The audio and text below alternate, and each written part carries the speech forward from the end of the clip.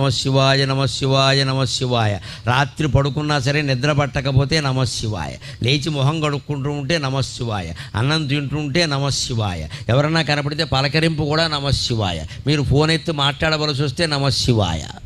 ఇంత ఇదిగా భగవన్నామాన్ని మనం సొంతం చేసుకుంటే అన్ని రకాల పాపాలు కాదు, సకల కర్మలు నశించిపోతాయి. అన్ని కర్మఫలాలు పోయి జ్ఞానం పొంది మోక్షం పొందుతాం. ఎప్పుడూ ఆనందంగా ఉంటాం. భగవన్నామస్మరణ అంత గొప్పది. అలా చేస్తేనే శివుడు కాపాడుతాడు. గమనించండి, ఇలా ఊరికి దండం పెట్టేగానే ఏం కాపాడాను? అలా అయితే అందరినీ కాపాడాలిగా.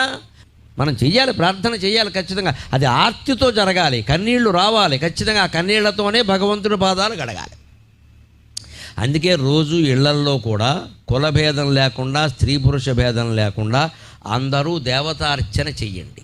బ్రాహ్మణులు చేసే దేవతార్చన వేరు. వారికి వంశపరంపరగా ఏదో వస్తుంది, వారి పద్ధతిలో వారు చేస్తారు. వారి బాధ్యతలు వారిని చేయనివ్వండి. వారిలాగా చేద్దామని